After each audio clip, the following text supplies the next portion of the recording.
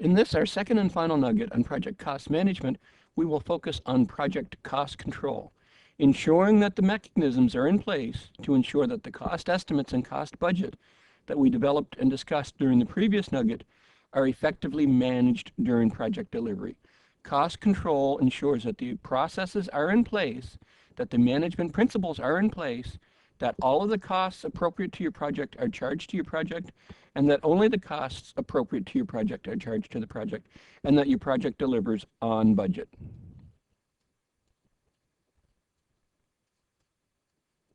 The key with cost control is ensuring that your project delivers on budget.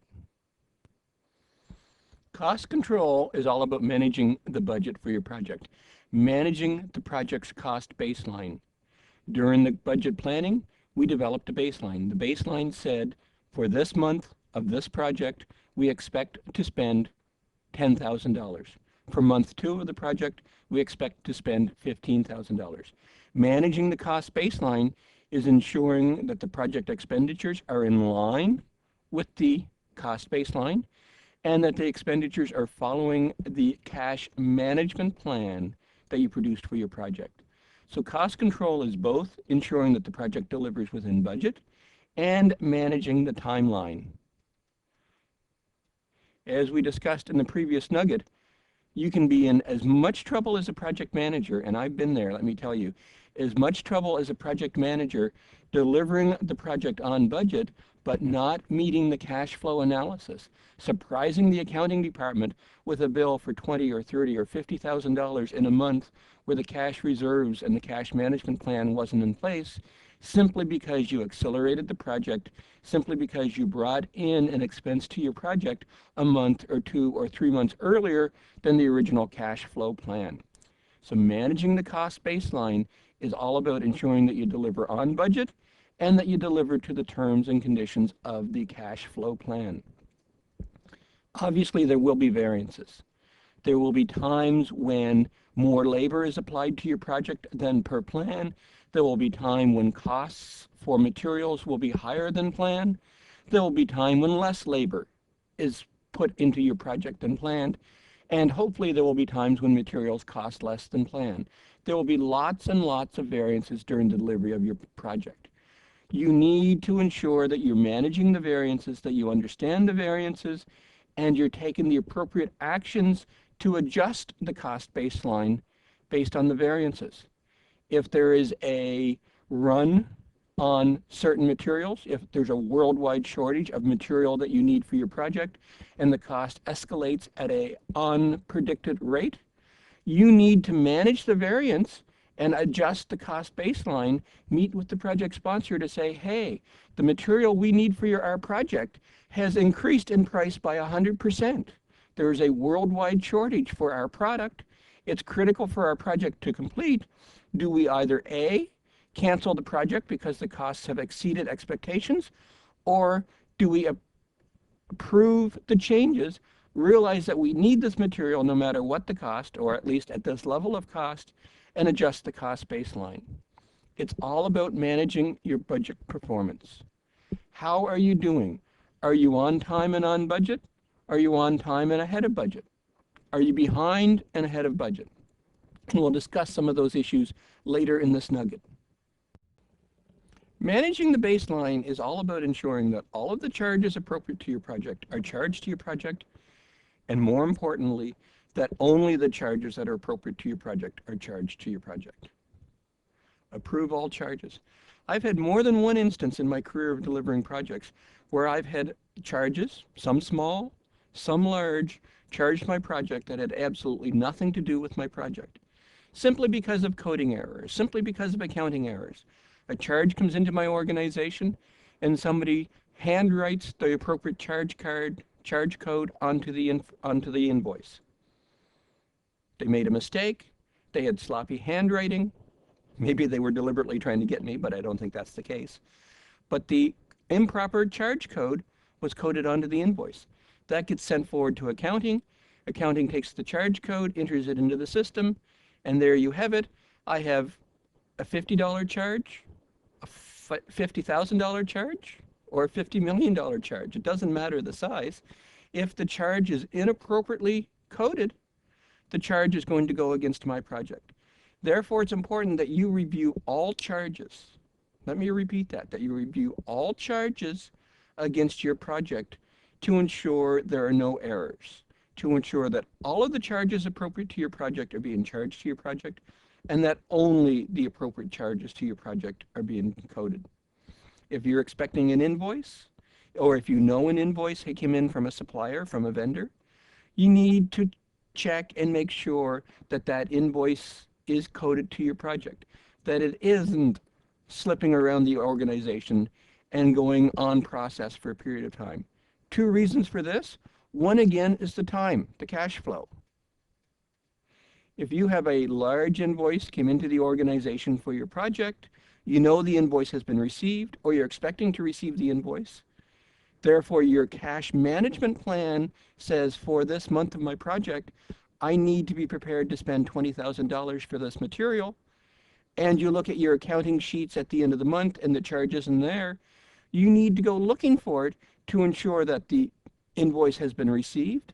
And if the invoice has been received, that it's not sitting idle on someone's desk awaiting approval, or that it hasn't been inappropriately coded, and that the charge is put onto your project in the month that you're expecting it to be charged to your project, as opposed to showing up 2, 3, 4, 5 months later when it finally gets properly coded. And by then, your vendor is very annoyed because they've been waiting for payment. So that's the other side of ensuring that all charges are coded to your project and properly allocated to your project. Your vendors are expecting payment. If they supplied $50,000 of material or services to your company, to your project, they're going to expect to be paid for it. If through some internal error in your company they're not being paid, they're not going to be very happy with the results and may not be as anxious to deal with you, the project manager, or with your company the next time around. So ensure you're actively managing all of the charges associated with your project, that you're ensuring all of the right charges are being applied to your project, and that all of the charges are being applied. If you are expecting a charge to your project and it's not there, don't say, wow, I got away with that one.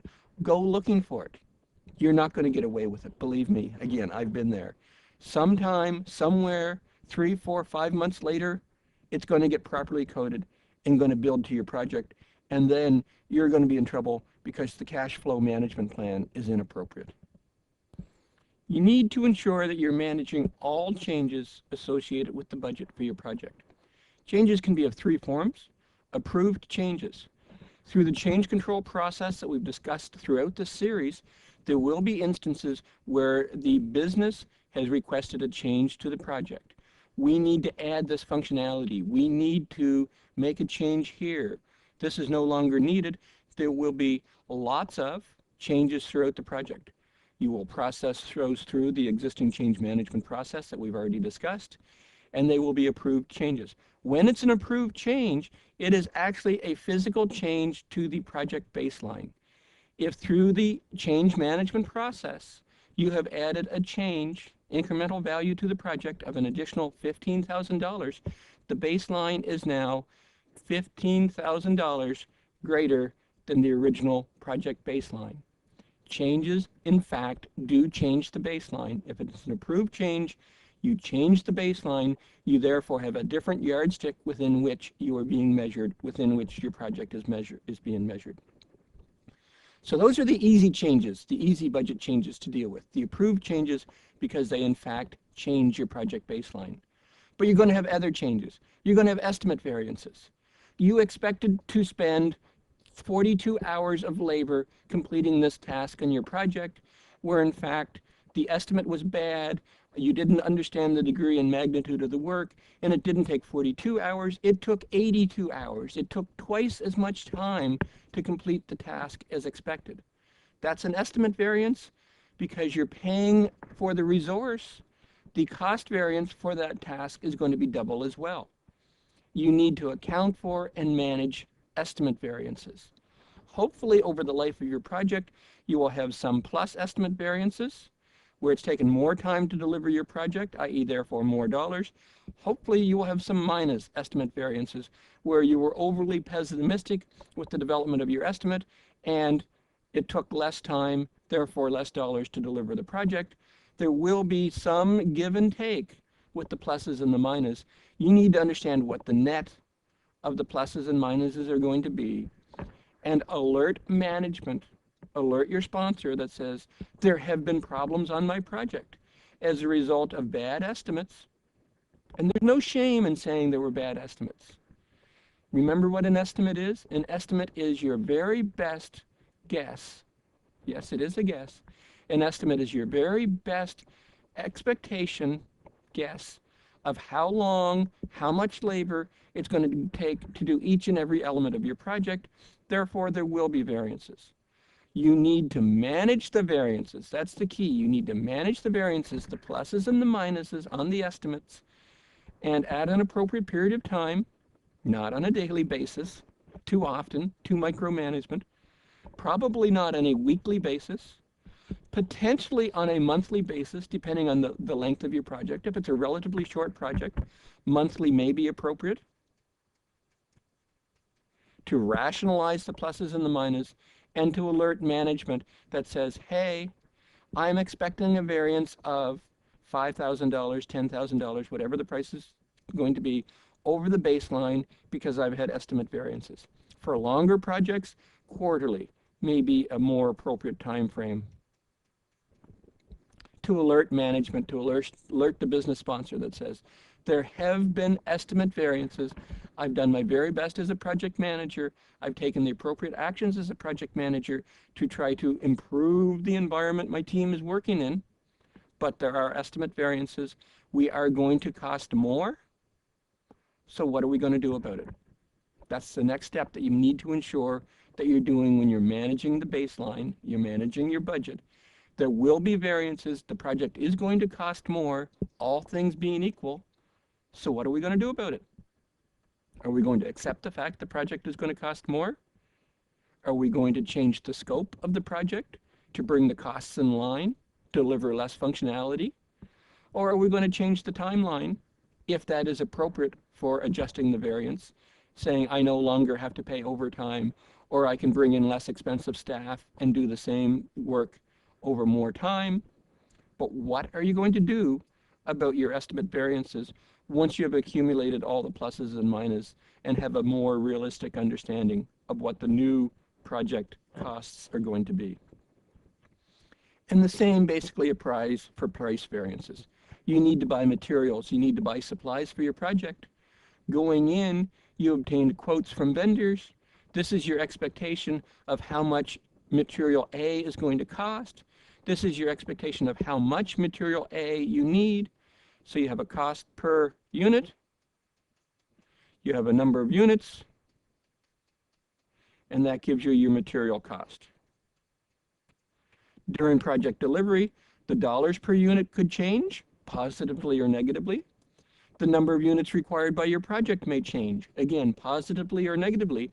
But it's your job as a project manager to ensure that you're managing all of these price variances for materials and supplies. You understand the difference. Again, you accumulate them on the appropriate basis, probably monthly for short duration projects, probably quarterly for longer duration projects, and then you work with management to do with the, what are we going to do about it? Are we going to accept the budget overrun? Are we going to change the scope, the functionality, to try to deliver within the original costs with less function? Maybe changing the timeline again can help you give budget relief. Once you work with management, once you determine what the appropriate action is going to be to provide the budget relief, you then have an approved change to the project. You have worked with management, the sponsor, and you say, we're going to reduce functionality. Because you are now changing the scope for the project, you now have a change request. And the same as business originated approved changes, you now have an approved change, which in fact is going to change the project baseline The change request for reduce in scope is going to allow you to deliver your cost baseline within the original plan, but the reduced scope is going to change the scope baseline. Or the change request is going to result in a change to the time baseline. But you need to manage the costs. You need to understand what the impact of the costs on your project is going to be, and you need to take the appropriate actions to ensure that you're managing the costs for your project actively. As we just discussed, it's important to manage the variances. You do that by gathering the facts. And you'll note, by the way, I've written facts. I think facts are very important. I often think of myself as a project manager as a detective interviewing suspects, trying to understand what happened, trying to get at the root cause. My favorite expression is just the facts, ma'am, just the facts, which makes me think of the detective series of Columbo, where this little man in the trench coat went around interviewing his suspects and saying, just the facts, ma'am, just the facts. You're talking to a project team member who is responsible for delivering a project task that had an estimate of 42 hours and was actually delivered in 84 hours. It took twice as long. Why was there a variance? As you're gathering the facts and working with the team members, you need to ensure you're asking the why questions in a non-threatening fashion. You're not asking why so you can punish the team member for going over. You're asking why so you can correct the problem. Why did it take so long? Don't you have the right tools? Do you not have the right environment? What can we do from a project situation to deliver a better environment that we can correct the problem so that we can stem instances where we're going over budget, where it's taken us twice as long to deliver project components as anticipated? Or we're gathering the facts that simply says the estimate was bad. We did an estimate, we thought it was 42, all of the tools, all of the environment are correct, but it's simply not enough. We are going to have to accept the fact that the project estimate, at least in this particular instance, was bad, and we need to understand that there will be instances where this happens, that there is no corrective action, and you simply accept the fact. Going forward, we are now 42 hours over on our budget, which means we're 42 hours worth of labor over on our budget. Leads us into the variance analysis. What are the pluses? What are the minuses? How often do we need to review? How often do we need to understand to work with the project team, to work with the project team members, to do the proper variance analysis, to again understand why, effectively doing a root cause analysis, and to understand what can be done to improve the project delivery scenario. Then we get into trend analysis. Trend analysis, it delivers this over time. If you can excuse my drawing capabilities, trend analysis is putting it on a graph. So we have time on one axis, and we have dollars on the other axis. And for the purpose of simplicity, I'm going to draw our project budget as a simple straight line.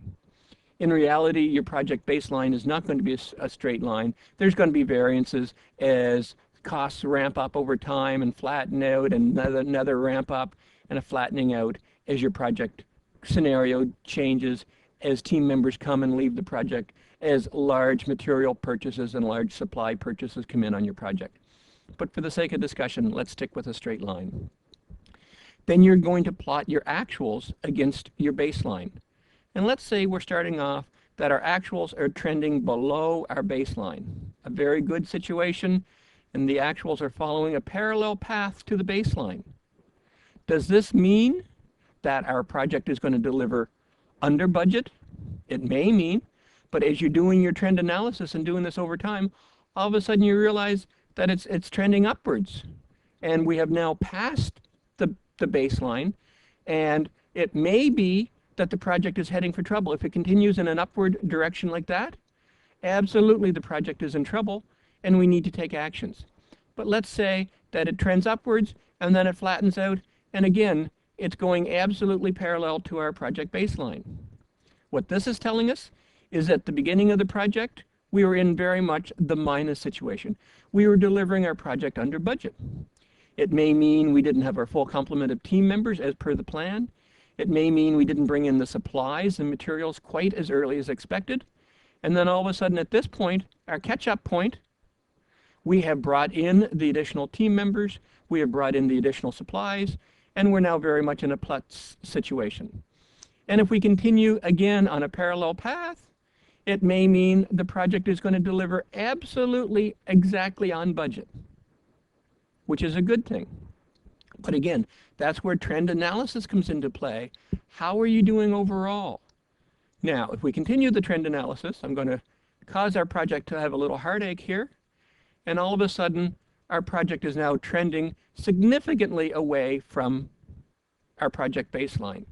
We're in the latter stage of our project, and all of a sudden, we're getting significant variances from our project baseline. It may mean the test or the completion activities are varying significantly from plan, significantly from baseline. And in fact, this is telling us that we have a project delivery problem.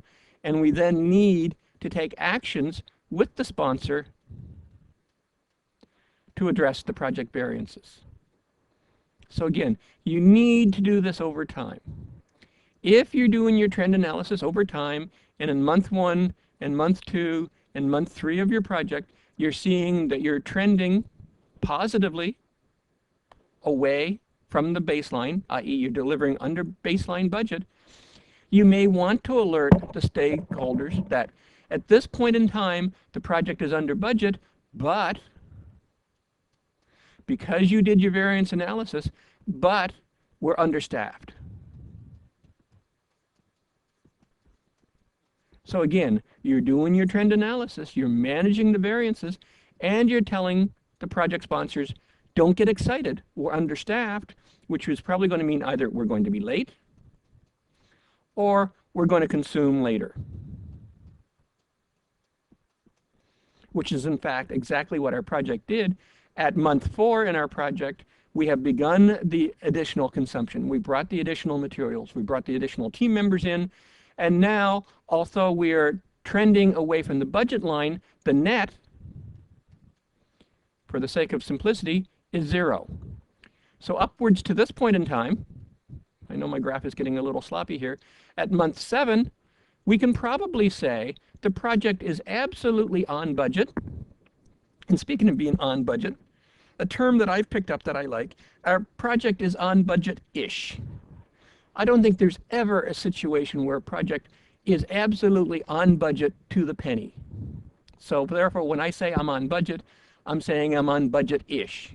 It's around about the budget. It's within the tolerance factor of what my project sponsor, what my project management plan says. I'm on budget if I'm within 5% of budget, or I'm on budget if I'm within 8% or 10%, or whatever your budget tolerance for the project is going to be.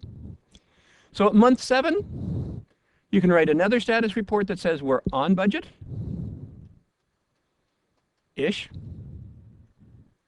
And that's because I have done the consumption later, I have brought the additional team members in, and now the project looks very successful.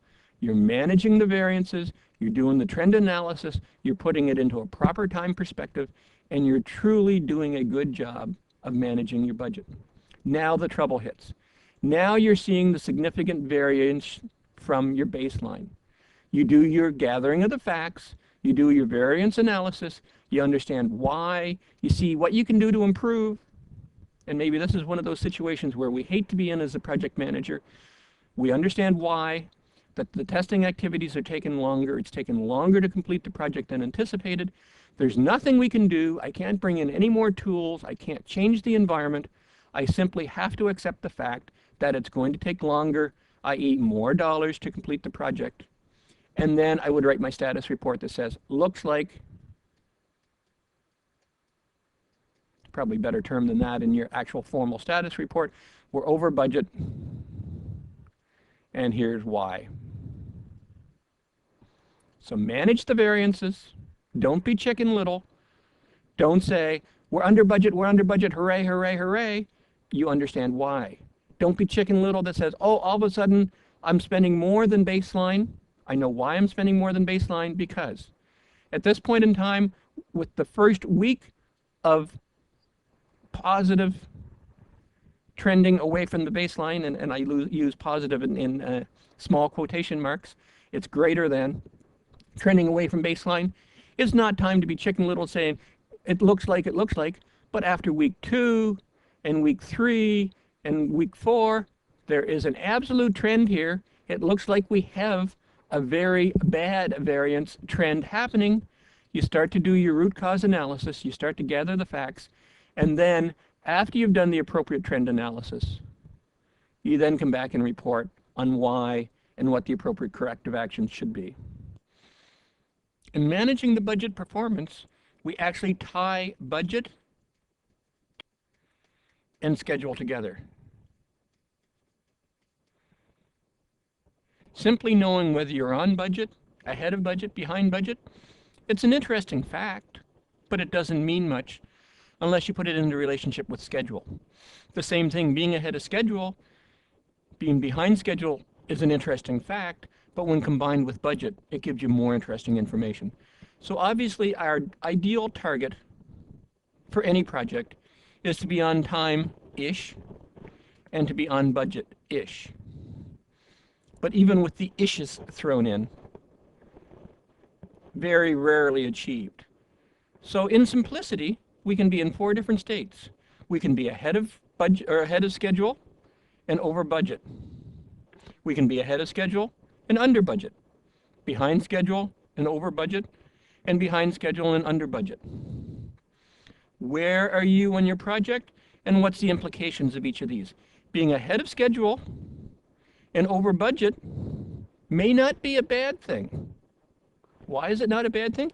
If you're ahead of schedule, it means your project is being delivered early, which probably means you have more resources on your project, that you're buying the materials and supplies for your project faster, which may mean being over budget is acceptable. May not be, but it may be. Being ahead of budget and ahead of schedule and under budget probably is a good thing. But again, you need to look at it in the overall picture. You need to understand what the overall implication of the project is. But again, being ahead of schedule, that's a good thing. Being under budget is a good thing, provided there's no gotchas, there's no issues, there's no unforeseen or yet to be scheduled problems to come up as a result of taking shortcuts, as a result of buying inferior material. But overall, I would be very happy as a project manager to be in a position where I'm ahead of schedule and under budget. If I'm behind schedule and over budget, that's probably not a position I want to be in as a project manager. I'm behind schedule and I'm spending more money than I should be. That is probably, almost without question, an issue for project delivery concerns. But on the other side of it, if we're behind schedule and under budget, which is really the first scenario we looked at in our trend graph, where we were under-consuming on our budget, which probably meant we were behind schedule simply because we hadn't brought the full complement of team members in. But if you remember from our time variance analysis, we quickly caught that up halfway into our project, and we went back to being on time and on budget-ish until we hit our final phase where we had our testing concerns. So again, managing budget performance is where we start to tie budget and schedule together, and we look at the two of them in relationship to each other, recognizing we can be one of these 4 states, and then we need to do the specific analysis of saying whether being ahead of schedule and over budget is a good or a bad thing, because it may be good or bad.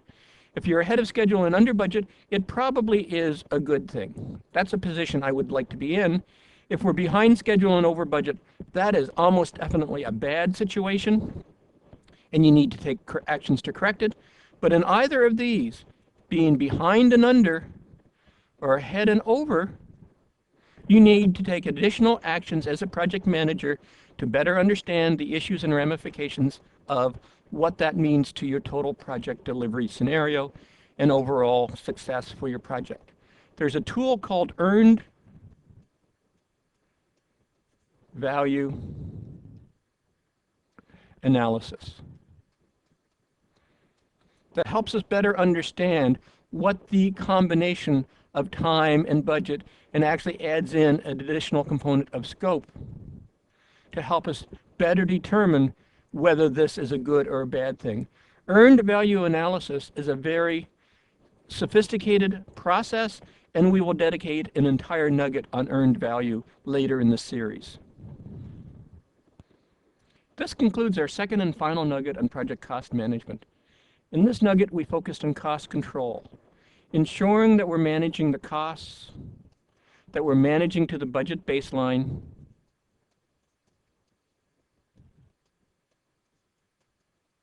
that we're doing the proper variance analysis,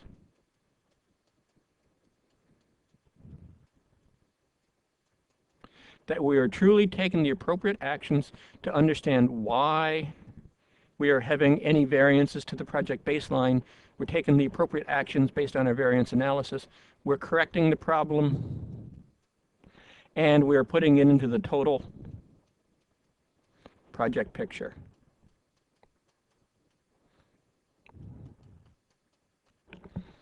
In managing the baseline, we focused on ensuring that we're getting all of the costs associated with the project, that we're putting the costs into the project appropriately, and that we're actively managing each and every unit cost for our project. In managing the variances, we're starting to broaden our scope. We're looking at the bigger picture. We're doing the why and the correction to ensure we're taking the appropriate actions to bring our project back within the baseline. And finally, through cost control and the managing of the project budget performance, we're looking at the total project picture. We're putting budget, we're putting schedule together, and we're determining whether being ahead of schedule and above budget is a good or a bad thing. We're determining whether being behind schedule and under budget is a good or a bad thing. Project cost management ensures that you are managing the most critical component to your project, which is the budget. The reason I say it's the most critical component to your project, the budget, the dollars, is what everyone focuses on. People are going to remember what the scope definition was going to be, and will take exceptions if the scope variance is too great. But nuances is probably not going to be observed, not going to be managed that rigorously. The same thing, schedule. While schedule is important, people are going to appreciate that schedules can change, that you're going to have time constraints, and if the project delivers a little late or a little early, there's not going to be too much time or attention to it, because people understand that schedules have issues. But budgets, dollars, this is hard cash leaving your company. People are going to remember what the budget expectation for the project is going to be, and people are going to understand if there's any variance to the budget, because dollar signs is what everybody in business understands, and dollar signs is what everybody in business is going to use as one of the prime success factors in ensuring measuring your project's success. So it's important that you spend sufficient time focused on project cost management to ensure that the focus area for your business is well managed and that you're doing the proper job of managing your stakeholder expectations. This concludes our nugget on project budget management. I hope this video has been informative for you, and thank you very much for viewing.